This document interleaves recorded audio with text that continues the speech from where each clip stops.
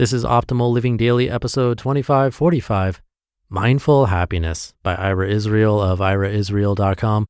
I'm your narrator, Justin Malik, reading you blogs every single day of the year, including holidays. So with that, let's get right to it as we optimize your life.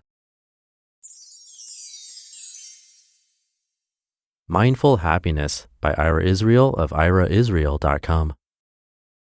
Quote, happiness cannot be pursued. You do not find happiness. Happiness finds you. It is not an end in itself, but a byproduct of other activities, often arriving when it is least expected. Mick Brown. Quote, it is no measure of health to be well adjusted to a profoundly sick society. Krishnamurti. I spent the last 15 years reading every self-help, spirituality made simple, happiness for dummies, mindfulness, yoga, DIY psychotherapy book known to God and man. To reduce thousands of years of religion, psychology, and philosophy to a 1,000-word blog would be unwise, if not vulgar.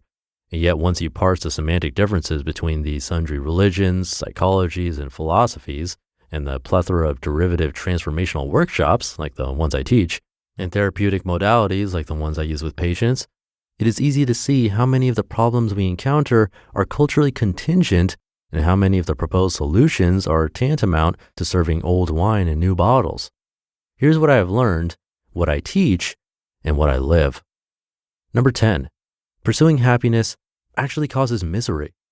The irony is that if you want to be happy, you need to release your desire to be happy, for desire is the root of all suffering, according to the Buddha, and happiness, when it occurs, is actually a byproduct and not a direct result of particular actions. The best way to engender and maximize the byproduct of happiness is to embrace a lifestyle and incorporate tools that are scientifically proven to keep you at the high end of your happiness spectrum, such as meditation, yoga, exercise, ample sleep, community, self-discipline, secure attachments, intimacy, authentic communications, delayed gratification, and eating to fuel your body instead of eating for self-destructive psychological and emotional reasons. If you live in America, then you have been raised to believe that the pursuit of happiness is an inalienable right, which was grand and appetizing for the oppressed pilgrims who settled these fine shores many moons ago. However, we know now that pursuing happiness causes misery because your mind is akin to an hedonic treadmill. As soon as a desire is sated, it is replaced by another desire. If you think you'll be happy when you get a new car, house, partner, or job, scientific studies inform us that those shiny new objects lose their allure in 12 to 18 months. Number 9, release expectations. The future is a void. One of the primary features of our minds is to imagine potential future scenarios in an attempt to stave off possible traumatic surprises.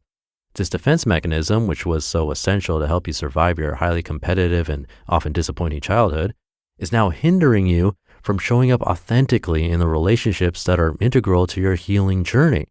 Thus, learn how to observe your mind's incessant leaping into possible future scenarios and gently correct it by teaching it to be here now.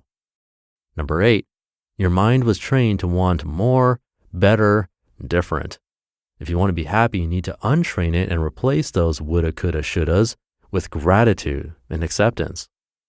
Number 7, your mind is plagued by the irrational thought, something is wrong, I'm different from other people, I don't feel safe. Everyone has experienced traumas, and our minds have clung to those past events and kept them alive as if they were still happening. Forgiveness and acceptance are tools that we must continuously employ in order to release or at least reframe past traumas. Number 6, your mind is plagued by the irrational thought, something must be wrong with me. Children assimilate negative energy around them by having the voices in their heads say, there must be something wrong with me. If I had been different, then mommy and daddy wouldn't have gotten divorced. My brother wouldn't have died. My best friend wouldn't have moved away. Fill in the blank happened. It is just as easy for their narrative to be, my life is perfect. It's not my fault that my parents got divorced, my brother died, my best friend moved away, fill in the blank happened. Reframe your narrative in order to eliminate the resentments that your mind creates. Resentment equals this should not have happened. Number 5, you have an internal barometer that was shaped before you could speak that either informs you that the world is an inherently scary place with finite resources, or a loving place of abundance. Your way of being in the world, your core issues, and your disposition are not as dynamic as you've been informed to believe. The current wave of neuroplasticity sweeping self-help books is belied by false syllogisms such as, brain cells are malleable, meditation relaxes people, thus meditation changes brain cells. This is inaccurate and misleading. Tools such as meditation were not and cannot be designed to change particular brain cells.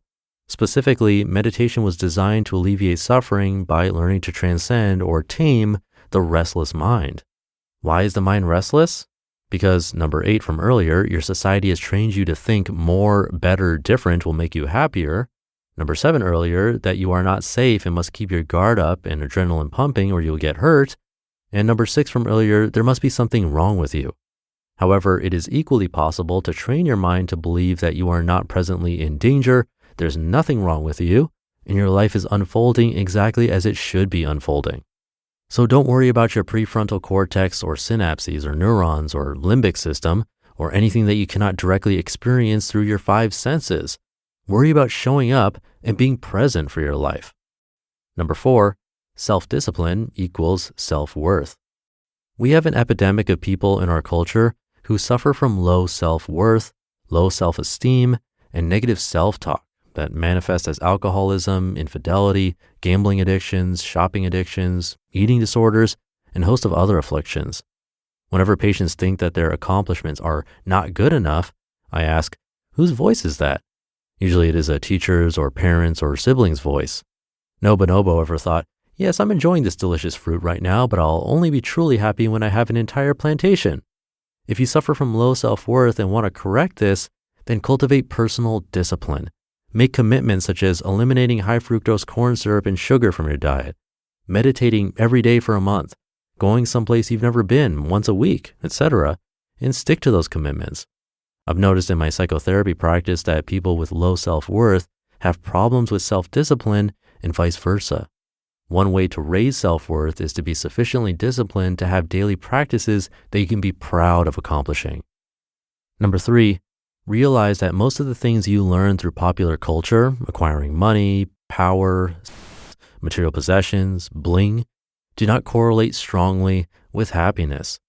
We all know a lot of people who have more money than God and are still miserable. Ironically, it turns out that givers are happier than takers in the long run.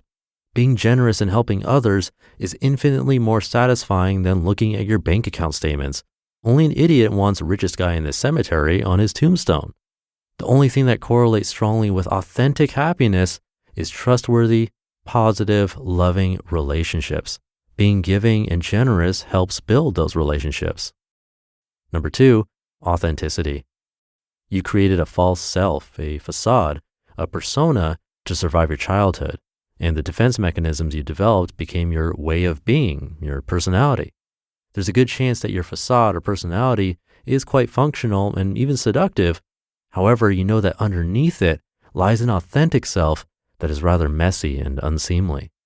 Relationships based on facades crumble, so you must be brave enough to be vulnerable, show your authentic self, and express yourself authentically and compassionately in order to cultivate vibrant, positive, loving relationships.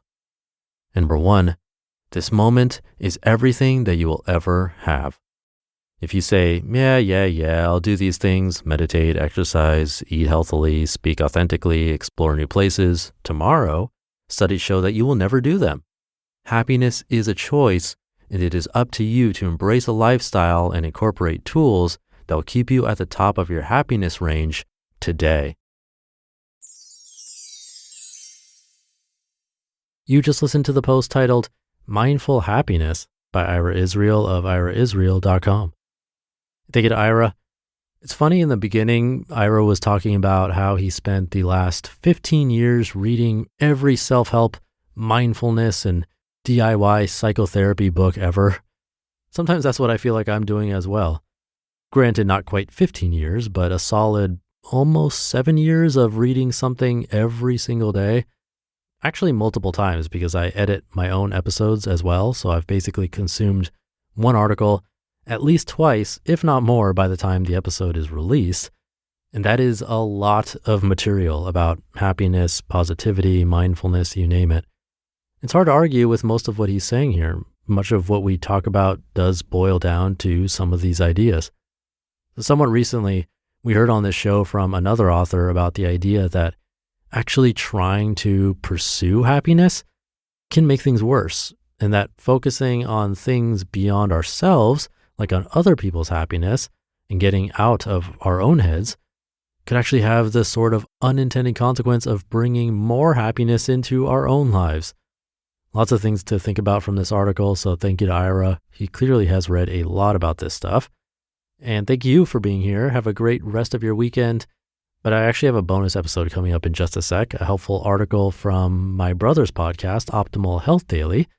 So stay tuned for that, where your optimal life awaits.